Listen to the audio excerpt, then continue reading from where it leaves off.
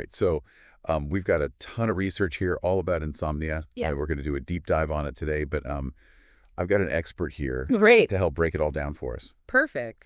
So let's just get right into it. Yeah, let's dive in. What's fascinating is that insomnia, it's often seen as like a symptom of something, Right. but it's actually like a disorder in and of itself. It is, yeah, and a very complex one at that. Yeah. So it's not as easy as just like, turning off our brains at night. If only it were that simple. Right. It's helpful to think about sleep as like this really intricate dance between your brain, your body, and your environment. All of those things can get out of sync. Okay, so let's break it down. Yeah. What are some of the things that are really going on when we just can't sleep?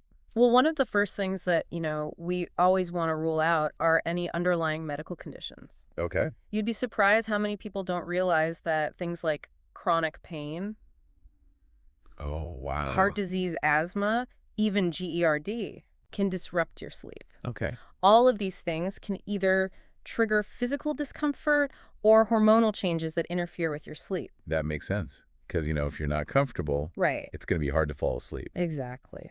So are there any other medical conditions that could cause insomnia? Oh, yeah, tons. Age itself can actually play a role. Oh, really? As we get older, our sleep patterns change. Uh, We also have hormonal shifts that happen during menstruation, pregnancy, menopause. right. All of these things can really lead to some sleep disturbances. And, we can't forget about medications as well. Oh, that's a big one. Yeah. Yeah, both prescription and over-the-counter medications can have insomnia as a side effect. Wow. I had never even considered all of those factors. Yeah, It seems like our bodies are kind of working against us they are in some way. when we're trying to get some sleep. Totally. So I know we've talked about, some of the medical reasons, Hmm. but what about some of the everyday choices that we make Oh, for sure. that could affect our sleep? Even if we don't have any underlying medical conditions, our everyday choices can have a huge impact. Okay, so I'm thinking that late night coffee That's a big one. or scrolling on your phone in bed before you go to sleep. That's a classic. Those are both classic sleep saboteurs. Yeah, those are definitely some guilty pleasures of mine. Yeah, and caffeine and alcohol too close to bedtime can really disrupt your sleep cycles Oh, really? and prevent you from getting that really deep restorative sleep that you need. Okay, so no more midnight snacks Maybe not. or scrolling on my phone At least not right before bed. before bed. Yeah. Now, I am curious about exercise, though. Okay. I've always heard that exercise is good for sleep. It is. Is that always true, though? Yeah, so regular exercise is fantastic for sleep, Oh, okay. but the timing actually really matters. Okay. If you do a vigorous workout right before bed, Uh-huh. it can actually make it harder to fall asleep Oh, wow. because Yeah. your body temperature and your heart rate are still elevated. That's interesting. I usually hit the gym after work, Okay? but maybe I should rethink that. You might want to, yeah. Okay. Aim for at least a couple of hours between your workout and bedtime Okay. so that your body has a chance to wind down. So it really is about y- being mindful of our choices that we make throughout the day Exactly. and how they affect our sleep. Yeah, It's not just about what happens, right before we hit the pillow. you're absolutely right. Now, I do want to talk about the mental and emotional side of things Okay. because I know that, stress, anxiety, and depression can make it really hard to turn off at night. It's true. It's like your brain's off switch gets stuck in the on position. Yeah, that's something I could definitely relate to. For sure. Sometimes my mind will race with worries or to-do lists, Mm. and I'm trying to relax and go to sleep. I hear that a lot. Yeah. Yeah, when your mind is buzzing with all of those thoughts and worries, your body actually releases stress hormones Oh, okay. like cortisol, hmm and that can interfere with sleep. So it's like our body is primed for action instead of rest. Totally. Okay, so Yeah. we've talked about all of these causes of insomnia, Yeah. but why is it such a big deal if we don't get enough sleep? Right. Like, what's the big deal? Great question. Is it really just that we're tired the next day? It goes way beyond just feeling groggy. Okay. Sleep is not a luxury. Right. It is a fundamental biological need, just like eating and breathing. Okay. And it's essential for our physical and mental health, our cognitive function, and even our safety. All right, so it's time to officially debunk that myth Let's do it. that sleep is optional. Yeah. So give us the scary details, like what happens when we don't get enough sleep? All right, you asked for it. Yeah. Chronic sleep deprivation has been linked to an increased risk of some pretty serious health problems. Boy. We're talking heart disease, stroke, type 2 diabetes, even certain types of cancer. Wait, cancer? Yeah, Yeah. There's actually growing evidence that sleep plays a role in regulating cell growth and repair. What? And chronic sleep deprivation can disrupt those processes and potentially increase the risk of cancer development. That's definitely a wake-up call. It is. And I'm assuming our immune systems take a hit as well. They do big time when you're sleep deprived. Oh, okay. Your body produces less of those infection-fighting cells that keep you healthy, so you're more vulnerable to getting sick. So we're basically setting ourselves up for failure You are. when we don't get enough sleep. Totally. Okay.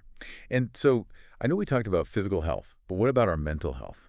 That too. Yeah. Sleep deprivation can really impair our cognitive function. So things like memory, concentration, decision-making, and even our mood are all affected. So that foggy feeling we get after a bad night's sleep, that's actually our brain struggling to function. It is. Wow. And here's the kicker.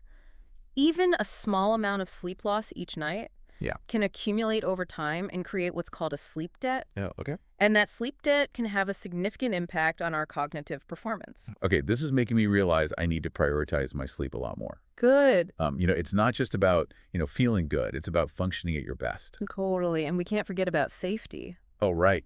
Sleep deprivation can impair our reaction time and coordination, making us more prone to accidents, especially when driving. Yeah, that's a scary thought. Yeah, It's almost like driving under the influence. it is. But, sleep deprivation is the thing that's impairing you. Yeah, drowsiness is a major factor in car accidents. No. And it's often linked to sleep deprivation. So, it's not just about our personal health. It's about keeping ourselves and others safe. Totally. Okay, so we've covered the scary stuff, Yeah. the causes and consequences of insomnia. I did. But now let's talk solutions. Okay. What are some things we can do to start improving our sleep? Well, one of the most powerful and often overlooked strategies Okay. is creating a sleep-conducive environment. Okay. Think of it like designing your own personal sleep sanctuary. I love that, but what does that actually look like in practice? Right, you don't have to remodel your entire bedroom. Right, I don't have a team of interior designers. Exactly, to you don't need them. them. It's just about making small strategic changes to optimize your bedroom for sleep. Okay. And one of the most important things you can do is control light exposure. I've heard that light can disrupt sleep, It can.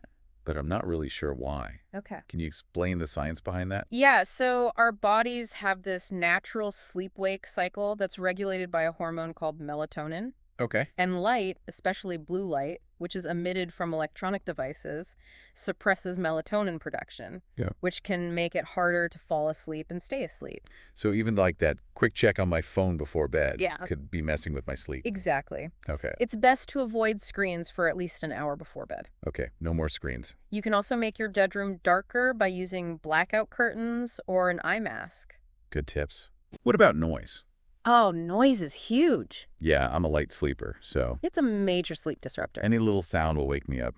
So creating a quiet environment is really key. Yeah. Earplugs are a super simple and effective solution. Yeah. White noise machines or even a fan can also help mask disruptive sounds and create a more peaceful soundscape for sleep. I've never tried a white noise machine. You should try it. I'm willing to give it a shot. Yeah. What about the temperature of the room? Temperature is important too. Okay. Your body temperature naturally drops as you fall asleep, so a cool bedroom can really help facilitate that process. Okay. Most experts recommend keeping your room between 60 and 67 degrees Fahrenheit. Interesting. I usually keep my thermostat set to 72. You might want to try turning it down.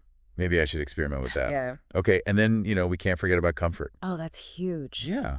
Make sure you have a supportive mattress, pillows that properly align your head and neck, and just comfortable bedding in general that promotes relaxation. Yeah, it sounds like we're building this, sleep haven here. We are! But what about those nights where, you've done all the things. You've created the perfect sleep environment. Right. But you're still lying in bed staring at the ceiling. Yep. Are there any other strategies that we can try? Absolutely. There are a lot of behavioral techniques All that right. can help quiet your mind and prepare your body for sleep. Okay. Relaxation techniques like deep breathing exercises, progressive muscle relaxation guided imagery can be incredibly effective. Those sound interesting. Could you walk me through a simple relaxation technique For sure. that I can try tonight? Yeah, one of the easiest and most effective techniques is called diaphragmatic breathing or belly breathing. A belly breathing. Yeah, it's a really simple but powerful way to activate your body's relaxation response. Okay. I'm ready to breathe my way to better sleep. Let's do it. How do we do it? So first, just find a comfortable position, either lying down or sitting with your back straight, Yeah. and then place one hand on your chest and the other on your abdomen just below your rib cage. Okay, got it. All right, so now inhale slowly and deeply through your nose, allowing your belly to expand as you fill your lungs with air. Okay. And just notice how your abdomen rises as you inhale, Okay. while your chest remains relatively still. Inhale, expand the belly. Okay, I'm feeling it. Good. Now exhale slowly and gently through your mouth, allowing your belly to fall naturally as you empty your lungs. Okay. And just continue this cycle of deep, slow breaths for 5 to 10 minutes, focusing on the rhythm of your breath and the gentle rise and fall of your abdomen. This is actually really relaxing. I can already feel my body starting to unwind. Awesome. I'm starting to see how this could be helpful before bed. Exactly. Diaphragmatic breathing helps slow down your heart rate, Oh, wow. lower your blood pressure, and reduce muscle tension, which can really create a sense of calm and prepare your body for sleep. I'm definitely going to make this part of my bedtime routine. I encourage you to. Yeah. Consistency is key with relaxation techniques. Right. The more you practice them, the more effective they become. I'm ready to become like a master of relaxation. That's the goal. Okay. So we've tackled, the sleep environment. We've learned some relaxation techniques. Yep. But what about those of us who are still struggling to fall asleep, Right. even when we've done everything right? Yeah. Do we have to resort to sleeping pills? Not necessarily. While sleeping pills can be helpful in the short term, Right. they're not really a long-term solution. Okay. They can come with some unwanted side effects. Yeah. There's actually a really powerful drug-free approach called cognitive behavioral therapy for insomnia, or CBTI. CBTI? Yeah, have you heard of that? I've heard of CBT for like anxiety and depression. But what does that look like when it's applied to insomnia? It's basically all about addressing the underlying thoughts and behaviors that are contributing to your sleep problems. Okay. Think of it like retraining your brain to sleep better. Yeah. It usually involves working with a therapist who specializes in CBTI. So it's not just about, learning relaxation techniques Yeah. or creating like a better sleep environment. Those are important pieces of the puzzle. Okay. But CBTI goes deeper. Okay. It helps you identify and challenge those negative thoughts and beliefs Okay. that can keep you up at night. Like, those worries that pop into your head the second you turn the lights off? Exactly. Yeah. With CBTI, you learn to recognize those unhelpful thought patterns and replace them with more realistic and balanced thoughts. Okay. You also learn specific behavioral techniques to improve your sleep habits. Can you give me an example of a behavioral technique? Yeah, one common technique is called sleep restriction therapy. Sleep restriction. Yeah. What is that? It might sound kind of counterintuitive, but it involves temporarily limiting the amount of time you spend in bed Okay. to match the amount of time you're actually sleeping. So you're intentionally making yourself sleep deprived. Not exactly. It's more about consolidating your sleep and Yeah. making it more efficient. Okay. By limiting your time in bed, you actually build up sleep pressure, Uh-huh. which can help you fall asleep faster and stay asleep longer. That's fascinating. It's like resetting your body's sleep-wake cycle. Exactly. Yeah. And over time, you gradually increase your time in bed as your sleep improves. Okay. It's a very structured approach, but it can be really effective for people with insomnia. So CBTI is like a combination of therapy, sleep education, and behavior change. Yeah. Sounds pretty comprehensive. It is. It's considered the gold standard treatment for chronic insomnia. Wow. And the best part is that it's a long-term solution that addresses the root causes of sleep problems Yeah. rather than just masking the symptoms. Okay, that's definitely something I'm going to look into further. Y- But what about, those nights when you just need a little extra help relaxing? Yeah. Are there any natural sleep aids that are worth trying? There are a few options out there, Okay. but it's really important to approach them with caution Okay. and talk to your doctor before taking anything new. Of course. One that's often mentioned is melatonin, Melatonin. which is a hormone that helps regulate the sleep-wake cycle. Right, so it's like giving your body a little extra boost of its natural sleep hormone. Exactly. Yeah. But even with melatonin, it's important to use it correctly Right. and follow the dosage recommendations. Mm. Some people find it helpful for adjusting to jet lag or shift work, Okay. but the research on its effectiveness for insomnia is kind of mixed. I've also heard about magnesium Yeah. and valerian root Mm. as natural sleep aids. Yeah. What's the verdict on those? Those are often touted as natural remedies, Yeah. but the scientific evidence to support their effectiveness is limited. Okay. Magnesium plays a role in muscle relaxation, and some small studies have suggested that it might improve sleep quality, Mm-hmm. but more research is needed. Okay. Valerian root has a sedative effect, Okay. but again, the research is inconclusive. So it sounds like the jury's still out on those supplements. It Is there anything else we can do to naturally enhance our sleep? Absolutely. Don't underestimate the power of your daily habits. Oh, okay. We already talked about the importance of exercise, Mm-hmm. but again, the timing matters. Right. If you're struggling with sleep, try incorporating some gentle movement into your evening routine, Like what? like a relaxing walk after dinner Oh, okay. or some light stretching before bed. Okay. These things can help signal to your body that it's time to wind down. That makes sense. Yeah. I'm all for a relaxing pre-bedtime stroll. Yeah. What about our diet? Diet plays a role too. Does that affect our sleep as well? Absolutely. The foods we eat can either support or sabotage our sleep. Interesting. For example, foods that are rich in tryptophan. Tryptophan. Yeah, it's an amino acid that helps produce melatonin. Right. Can be really beneficial for sleep. Okay, so what are some good sources of tryptophan? Think turkey, chicken, fish nuts, seeds, dairy products. So that Thanksgiving turkey coma Mm-hmm. might actually have some scientific backing. It might. And don't forget about complex carbohydrates. Yeah, Those can help boost tryptophan levels in the brain as well, right? we can. So a bowl of oatmeal before bed could be a good strategy. It could be. Okay. But it's not just about adding certain foods. Right. It's also about avoiding the ones that can interfere with sleep. Okay. We already talked about limiting caffeine and alcohol before bed. Right. Those are definitely sleep saboteurs. Yeah, and you might also want to be mindful of your sugar intake, Okay. especially in the evening. Oh, really? Sugary snacks can cause blood sugar spikes and crashes, Uh-huh. which can disrupt your sleep and make it harder to stay asleep throughout the night. So no more late night ice cream runs for me. Probably not a good idea. I'm starting to see how all these pieces fit together. Yeah. You know, our sleep environment, our thoughts and behaviors, Mm-hmm. our daily habits, and even what we eat. It all matters. Like this holistic approach to sleep. Exactly. It's all about creating a lifestyle that supports healthy sleep. Okay. And it's important to remember that consistency is key. Right. The more you prioritize sleep and incorporate these strategies Mhm. into your routine, the better your sleep will become. It's like building those healthy sleep habits. Yep. One step at a time. One step at a time. So what about those of us who have tried all of these strategies Right. and we're still struggling with insomnia? Mm-hmm. When is it time to seek professional help? That's a great question. If you've been experiencing insomnia for several weeks and it's impacting your daily life, it's Yeah. definitely worth reaching out to your doctor or a sleep specialist. What kind of help can they offer? They can help rule out any underlying medical conditions or sleep disorders Yep. that might be contributing to your insomnia. Mhm. They can also recommend tailored treatments like CBTI or even medication if necessary. Okay, so there's hope, even for those of us who've been struggling for a long time. Absolutely, there are effective treatments available. Okay. And seeking professional help can make a world of difference. Well, that's reassuring. Yeah. I'm curious about something we haven't talked about yet. What's that? Naps. Naps. Are those helpful or harmful when it comes to insomnia? Naps are kind of a double-edged sword. Okay. On the one hand, they can be really beneficial for improving alertness Right. and cognitive function when you're sleep deprived. Okay. But for people with insomnia, naps can actually backfire and Ah. make it harder to fall asleep at night. So how do we know if naps are right for us?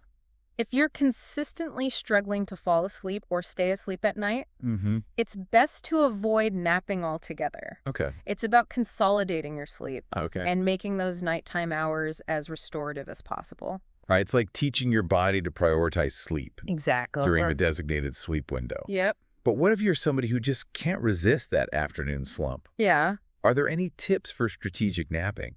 If you're going to nap, keep it short, no more than 20 to 30 minutes, Okay. and avoid napping too late in the afternoon, Okay. as it can interfere with your ability to fall asleep at night. Okay. So short and sweet Yeah, is the key to napping like a pro. exactly. But what about, those of us who don't have the luxury of a regular sleep schedule? Mm-hmm. I'm thinking shift workers, for example. Yeah. How can they possibly maintain healthy sleep habits when their work hours are constantly changing? Shift work can be incredibly challenging for sleep. Yeah. but there are things you can do Okay. to minimize the disruption to your circadian rhythm. So even though their schedules are irregular, Yeah. consistency is still important. Absolutely. Try to maintain as regular a sleep-wake routine as possible, even on your days off. Okay. This helps keep your internal clock in sync and promotes better sleep quality. I can imagine that's easier said than done when you're juggling all these different shifts. It is. Are there any other strategies that might be helpful for shift workers? Yeah, it's all about creating a sleep-conducive environment, Okay. even if that means sleeping during the day. Right. Blackout curtains, earplugs, a white noise machine Yeah. can be lifesavers for blocking out light and noise. Okay. And be strategic about your caffeine intake. Avoid it close to bedtime, even if bedtime is in the morning. That's great advice. Yeah. And what about sleep disorders like sleep apnea? Okay. We touched on it earlier, but can you tell us more about how it affects sleep Yeah. and what can be done about it? Yeah. Sleep apnea is a serious sleep disorder that occurs when your breathing repeatedly stops and starts during sleep. Oh, wow. And that can happen multiple times throughout the night. And each time our breathing stops, our brain briefly wakes us up It does. to restart breathing. Yes. And you may not even be aware of these awakenings, but they can disrupt your sleep cycles and prevent you from getting that deep, restful sleep you need. So you might think you're sleeping for 8 hours, Right. but you're actually waking up dozens of times throughout the night. Exactly. Wow. This can lead to excessive daytime sleepiness, fatigue, and other health problems. So what can we do about it? The good news is that sleep apnea is treatable. Okay. One of the most common treatments is continuous positive airway pressure, or CPAP therapy, Okay. which involves wearing a mask over your nose or mouth while you sleep. Okay. And the mask delivers a continuous stream of air that keeps your airway open Okay. and prevents those pauses in breathing. So it's like a gentle air splint for your airway. Yeah. Okay. And for some people, lifestyle changes like losing weight, quitting smoking, and avoiding alcohol before bed can also help improve sleep apnea symptoms, right? It sounds like it's really important to be aware of the signs of sleep apnea and seek professional help if you suspect you might have it. Absolutely. Sleep apnea is often undiagnosed. Wow. But it's a treatable condition that can significantly improve your sleep quality and your overall health. We've talked a lot about, how to create a sleep-friendly environment, develop healthy sleep habits. But I'm curious about the role of technology. Okay. We've already touched on the downsides of screen time before bed. Right. But can technology also be used to improve sleep? Absolutely. There are a lot of sleep apps and gadgets available that can help track your sleep patterns, provide personalized insights, and even create a more relaxing sleep environment. It's like having a sleep coach in your pocket. It is. Some apps can even detect snoring or sleep apnea episodes, right? They can. So technology can be a powerful tool for sleep improvement. It can be. But it's important to use it mindfully. Yeah. And avoid becoming overly reliant on it. For sure. Right. Yeah. Okay, let's switch gears for a minute and talk about something that's near and dear to my heart. Caffeine. Caffeine. A double-edged sword for sleep. It is. I know. Yeah. I love my morning coffee. But I'm trying to be more mindful Good. of my caffeine intake, especially in the afternoon and evening. Yeah. Can you remind me why caffeine is such a sleep saboteur? Yeah, so caffeine is a stimulant that blocks adenosine, which is a neurotransmitter that promotes sleepiness. So when we consume caffeine, it's essentially telling our brain to stay awake and alert. Yep. It's like hitting the pause button on sleepiness. Exactly. And the effects of caffeine can linger for several hours. They can. Which is why it's best to avoid it close to bedtime. For sure. Okay, so no more afternoon lattes for me. You might want to cut back. But what about those people who claim they can drink coffee right before bed and still sleep like a log? Yeah. Caffeine affects people differently. Some people are more sensitive to its effects than others, and over time you can actually develop a tolerance to caffeine, which might explain why some people seem to be immune to its sleep-disrupting effects. Interesting. So it's all about being aware of your individual tolerance. It is. And how caffeine affects your sleep. Yeah. If you're struggling with insomnia, it's best to err on the side of caution. Yes. And limit your caffeine intake, especially in those hours leading up to bedtime. Yeah, for sure. Okay, we've covered a lot of ground in this deep dive into the world of sleep. We have. I'm feeling so much more knowledgeable and empowered. Awesome. Already. Wow. But we're not done yet. Stay tuned for part 3, where we'll explore some advanced sleep strategies and answer your burning sleep questions. All right, welcome back to the final part of our deep dive into all things sleep. We've covered a lot of ground, but saved some of the most intriguing stuff for last. I'm excited. I'm ready to hear it. Yeah. We've talked about everything from, the science of sleep cycles to those pesky lifestyle habits that can sabotage our sleep. Right? We've explored relaxation techniques, the impact of what we eat and how we move. We've even delved into the world of sleep disorders and treatments. We did. But there's still so much more to uncover. There is. We've got a lot to pack into this final part. Okay, we're ready. So we're going to tackle some of those advanced sleep strategies. Okay. And answer some burning sleep questions that you, our listeners, have sent in. I'm all ears. So let's start with a question that I think a lot of people have. Okay. How much sleep do we actually need? Is there like a magic number? That's the million-dollar question. Yeah. I wish it were that simple. If we could just say everyone needs 8 hours. Yeah. But sleep needs really do vary from person to person. So it's not as simple as just aiming for that 8-hour mark. It's not. So how do we know if we're getting enough sleep? What are the signs that, we might need to hit that snooze button a little longer? Well, your body's pretty good at telling you what it needs. Pay attention to how you're feeling during the day. Yeah. If you're consistently feeling tired, sluggish, having trouble focusing, or you find yourself relying on caffeine to power through the day, those are all signs that you might not be getting enough sleep. It's like our bodies are sending us those little sleep SOS signals. They are. And it's important to listen to them. It is. As we talked about before, skimping on sleep is not a badge of honor. It's not. So now I want to talk about another factor that I think plays a huge role in regulating our sleep-wake cycles. Okay. Our circadian rhythm. Our circadian rhythm. We've mentioned it a few times. Yeah.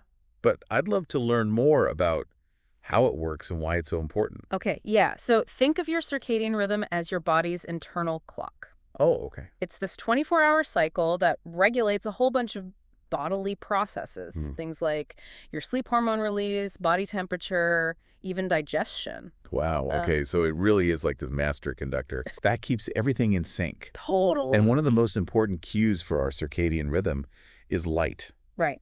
Yes. Light is huge. Okay. Exposure to sunlight during the day helps keep your internal clock running smoothly, promoting wakefulness during the day and sleepiness at night. So getting some sunshine in the morning can actually help us sleep better at night. It can. And then on the flip side, exposure to artificial light at night, especially blue light from our electronics, can disrupt our circadian rhythm. It can. Making it harder to fall asleep. Exactly. That's why we keep coming back to, those tech-free bedrooms. Yeah.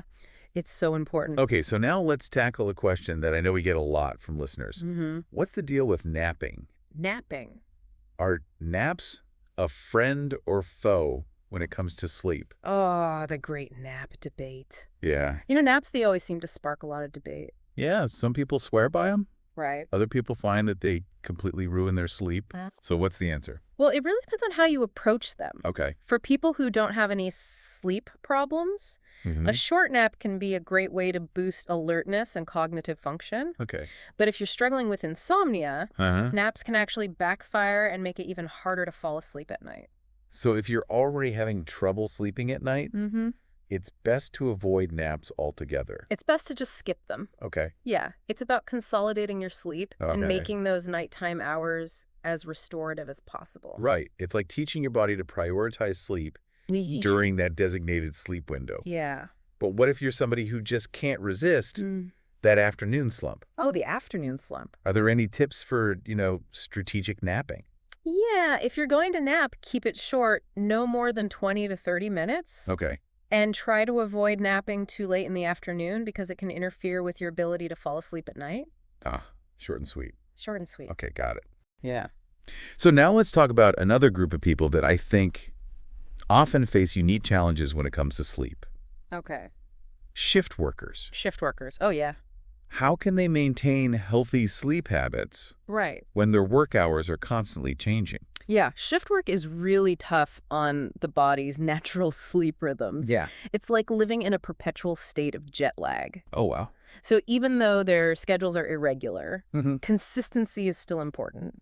Try to maintain as regular a sleep-wake routine as possible, Okay. even on your days off. Okay. This can help keep your internal clock in sync and promote better sleep quality. Yeah, I can imagine that's easier said than done when you're juggling all those different shifts. It is. Are there any other strategies that might be helpful? Creating a sleep-conducive environment is key, even if that means sleeping during the day. Okay. So things like blackout curtains, earplugs, a white noise machine, Okay. all those things can be lifesavers for blocking out light and noise. And be strategic about your caffeine intake. Right. Avoid it close to bedtime, even if bedtime is in the morning.